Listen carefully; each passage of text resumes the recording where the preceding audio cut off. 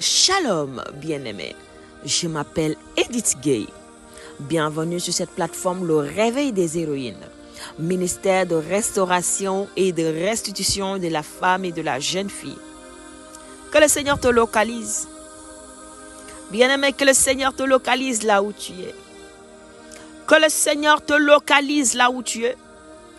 Que la grâce de Dieu coule sur ta vie. Que le Saint-Esprit te visite. Que la main de Dieu te soit favorable.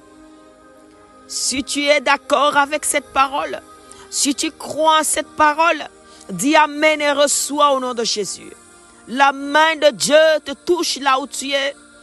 La main de Dieu te visite. En ce temps où nous partageons sur garde ta lampe allumée, je proclame sur ta vie que ta lampe ne sera jamais éteinte. Et si ta lampe est éteinte, je déclare au nom de Jésus que ta lampe se rallume. Dans le merveilleux et glorieux nom de Jésus-Christ, ta lampe se rallume. Tu ne marches plus dans les ténèbres, mais tu marches dans la lumière de Dieu. Tu marches dans la lumière de Dieu. Tes sentiers sont éclairés. Tes voies sont éclairées.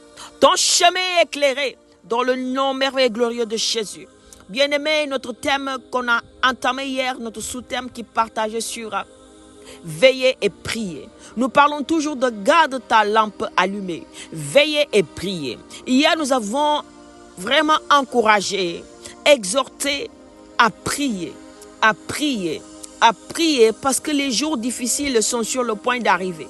Que ce monde part de mal en pis. Bien-aimé, les prophéties sont en train de s'accomplir. Il faut que Jésus-Christ revienne. Il faut que Jésus-Christ revienne. Il faut que Jésus-Christ revienne. L'Antéchrist est en train de mettre en œuvre des choses. Oui, des choses, des événements, des circonstances où l'Église devrait se fortifier. Avant que ces moments arrivent, l'Église devrait se préparer. L'Église devrait remplir sa lampe d'huile. Et ceci, il faut qu'on veille et on prie. Hier, nous avons encouragé à prier. Aujourd'hui, je vais t'encourager à veiller. À veiller. Quelqu'un va dire, veiller, c'est quoi? Oui, c'est faire une nuit de veille, de prière, une fois le mois à l'église, chaque dernier vendredi, chaque premier vendredi, chaque dernier jour du mois, chaque premier jour du mois.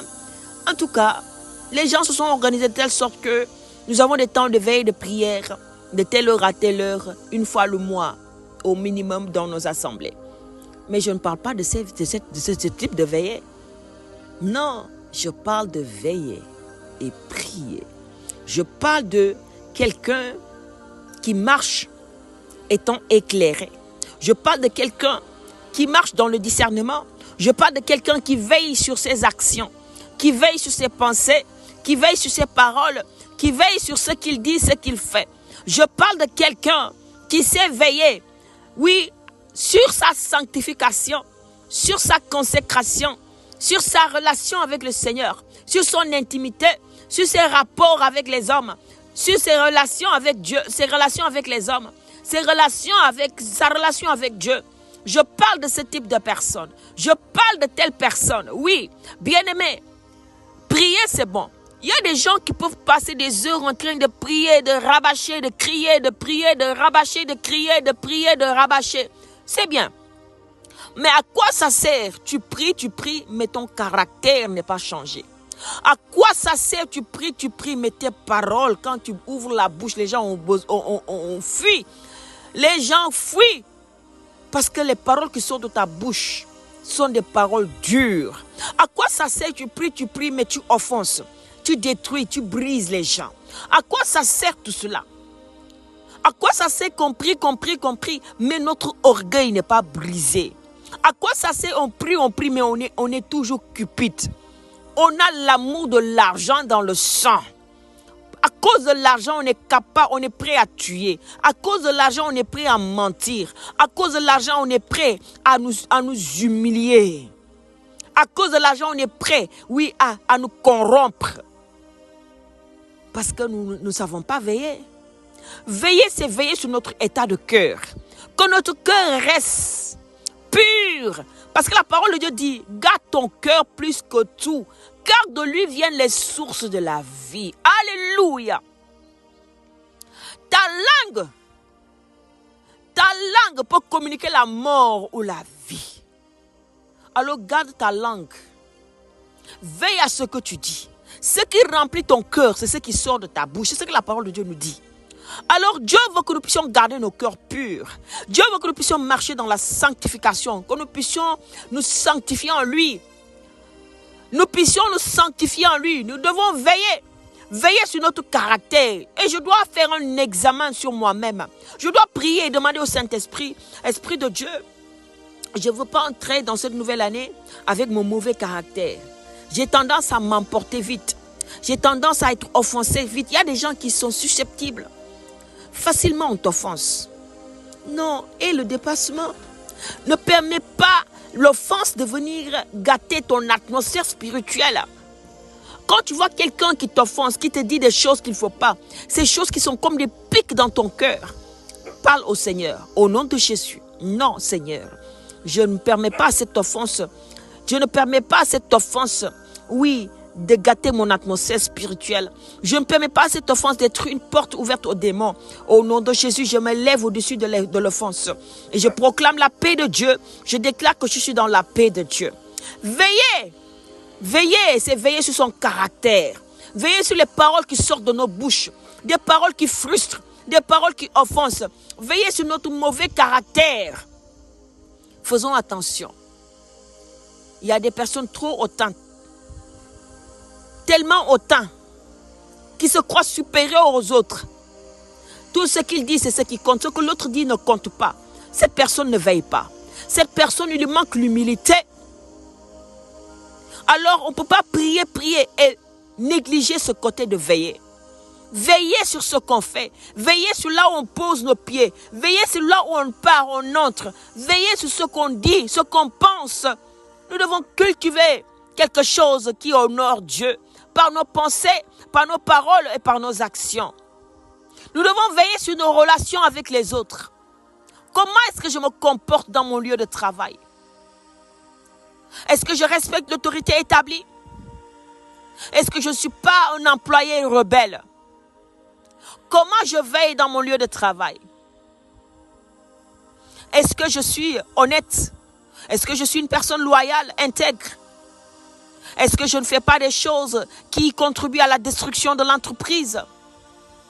Comment je me comporte dans ma famille? Est-ce que je brise mes enfants? Est-ce que je méprise et j'humilie mon mari? Est-ce que je suis une personne trop autoritaire? Est-ce que je suis une personne qui frustre, qui détruit les autres par ma parole, par mes actions? Est-ce que je suis en train de veiller sur ça? Comment je me comporte envers mes voisins, envers les gens que je côtoie? Est-ce que je les méprise? Est-ce que je m'arrête pour eux? Est-ce qu'il y a des paroles qui bénissent, des paroles qui font du bien, qui sortent de ma bouche? Ou seulement je suis dans la condamnation? Est-ce que mon caractère est approuvé par Dieu? Saint-Esprit, éclaire-moi. Est-ce que je veille sur mon caractère? Est-ce que je veille sur mon état de cœur? Tu as établi une personne au-dessus de moi. Comment je traite cette personne? Est-ce que je respecte cette personne? Est-ce que je respecte le don de Dieu sur cette personne? Tu m'as confié des personnes. Tu m'as établi comme autorité. Est-ce que je traite bien ces personnes? Est-ce que je leur donne assez de nourriture spirituelle convenable? Est-ce que je me tiens en tant que responsable devant Dieu? Est-ce que on se doit de faire un examen de nous-mêmes, un examen sur nous-mêmes, sur ce que nous faisons, comment nous le faisons, comment nous traitons les autres, comment nous traitons avec Dieu. Est-ce que je suis une personne qui tient en compte les paroles de Dieu, qui ne voit pas seulement mes intérêts, qui ne porte pas attention seulement sur mon ressenti, mais qui prête attention sur ce que Dieu pense de moi, ce que Dieu pense de ce que je fais et pense. Qu'est-ce que Dieu pense de cela? Qu'est-ce que Dieu pense sur ce que je suis en train de faire et dire? Quelle est la parole de Dieu qui justifie ce que je fais? Est-ce que je suis en train de veiller sur tout cela? Comment est-ce que je peux me préparer pour la nouvelle année qui vient, si je ne m'arrête pas pour faire un examen de moi-même? et de dire, Seigneur, je choisis la bonne part. Les mauvaises choses qui m'ont accompagné durant toute cette année 2025, je refuse qu'elles marchent avec moi en 2026. Les mauvaises choses qui m'ont accompagné durant toutes ces dernières années, je refuse qu'elles m'accompagnent pour cette nouvelle année. Je veux entrer dans cette nouvelle année étant une nouvelle personne. Étant une nouvelle personne. Développant une nouvelle mentalité. Marchant sous l'influence du Saint-Esprit. Marchant en dominant sur les désirs de ma chair. Non, étant dominé par ma chair. En cette nouvelle année, je veux entrer avec une nouvelle mentalité. En cette nouvelle année, je veux entrer avec un nouveau état de cœur. Avec de nouvelles pensées. Je veux que les personnes voient une nouvelle personne. Une personne qui a un bon caractère. Une personne qui sait s'arrêter pour les autres. Une personne qui n'est pas égoïste, qui n'est pas orgueilleuse. Une personne qui développe l'humilité, le pardon. Une personne qui développe l'humilité, le pardon. Une personne qui marche dans la simplicité. Une personne sobre. Une personne qui aime Dieu plus que tout. Et qui aime son prochain comme lui-même. Écoute bien ceci. C'est ça veiller. C'est ça veiller. Car Christ va dire, heureux ceux qui ont le cœur pur car ils verront Dieu. Quand tu ne veilles pas sur toi-même, ton cœur manque de pureté. Et si ton cœur manque de pureté, tu ne verras pas Dieu dans tout ce que tu fais. Voir Dieu n'est pas seulement mourir et après aller rencontrer Dieu au ciel. Non. Aller rencontrer Dieu au paradis, non. Voir Dieu, c'est dans tout ce que tu fais sur la terre des vivants aussi. C'est une autre façon de voir Dieu. Dans ce que tu fais, tu dois voir Dieu. Dans ton entreprise, tu dois voir Dieu. Dans ta famille, tu dois voir Dieu. Dans tout ce que tu vis, tu dois voir Dieu. Dieu doit être là au quotidien. Tu dois voir la main de Dieu sur ta vie. Mais pas une main pesante. Mais pas une main qui détruit. Une main favorable. Parce que la personne orgueilleuse, Dieu la résiste. Dieu résiste aux orgueilleux. Mais Dieu élève les humbles. Alors, veillons sur nous-mêmes. Veillons sur notre état de cœur. Veillons sur nos pensées, notre caractère. Quel genre de leader suis-je? Est-ce que je suis un leader qui profite des gens? Quel genre d'employeur je suis? Est-ce que je manipule mes employés? Je profite de mes employés, je ne les paye pas bien. Alors que j'ai de quoi les payer bien. J'ai de quoi les mettre dans de bonnes conditions. Les gens qui travaillent avec moi, qui collaborent avec moi, est-ce que je les traite bien? Est-ce que je les traite bien? Ou est-ce que ce sont mes intérêts seulement que je vois? Est-ce que je traite bien les gens qui travaillent avec moi? Les gens qui font que mon entreprise prospère. Les gens qui font que ma mission prospère. Les gens qui font que le ministère que Dieu m'a confié prospère. Est-ce que je les traite bien? Est-ce que je les traite bien? Est-ce que je les traite bien? Est-ce que je les utilise pas seulement comme des pions pour arriver là où je veux arriver? Demandons pardon à Dieu pour toutes ces choses que nous faisons qui ne lui plaisent pas. Demandons pardon à Dieu pour toutes ces choses que nous faisons parce que nous manquons de veiller. Peu importe la position que tu occupes, si tu es leader ou si tu es encore en train d'apprendre auprès d'un leader, peu importe la position que nous occupons, nous devons veiller. Nous devons veiller. Nous devons veiller. Nous devons nous débarrasser de toute attitude égoïste. Nous devons nous débarrasser de tout ce qui est orgueil. Nous devons nous débarrasser de tout ce qui est mauvais caractère. Les personnes indisciplinées. Des personnes qui n'ont aucun respect pour le prochain. Les mots qui sortent de ta bouche sont des mots blessants. Parce que tu n'as aucun respect pour l'autre. Aucun égard pour l'autre. Nous devons nous repentir. Nous devons nous repentir. Nous devons nous repentir. Parce que nous ne savons pas veiller. Alors, veiller, c'est commencer par se repentir. Parce qu'on s'arrête, on fait un examen de nous-mêmes. C'est qui nous sommes. Comment nous faisons? Ce que nous faisons dans notre relation avec Dieu et ce que nous faisons dans nos relations avec les hommes. Et nous nous arrêtons, nous demandons au Saint-Esprit, convainc-moi.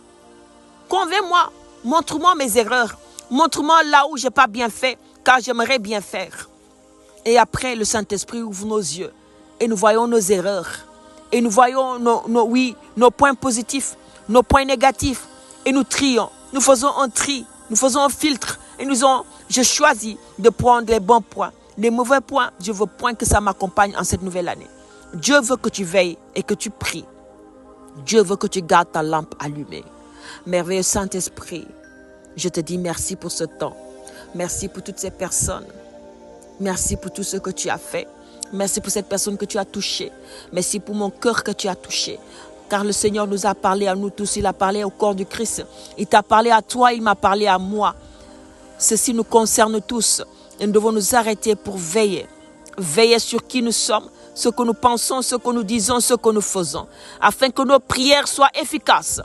Pour que nos prières soient efficaces, nous devons d'abord veiller. Parce que Christ n'a pas dit prier et veiller. Il a dit veiller et prier. Alors si on n'a pas bien veillé, nos prières ne peuvent pas être efficaces. C'est une clé de réussite spirituelle. Que Dieu te bénisse et te garde. Bien-aimé, je prie pour toi au nom de Jésus. Que le Saint-Esprit ouvre tes yeux pour que tu puisses marcher dans la pureté de cœur. Ceci est ton partage et mon partage au nom de Jésus. Si ce message t'a touché, t'a fait du bien, t'a délivré, t'a parlé, je vais t'inviter à partager autour de toi afin de sauver une vie. Je te donne rendez-vous jeudi pour un TCM. D'ici là, shalom chez toi.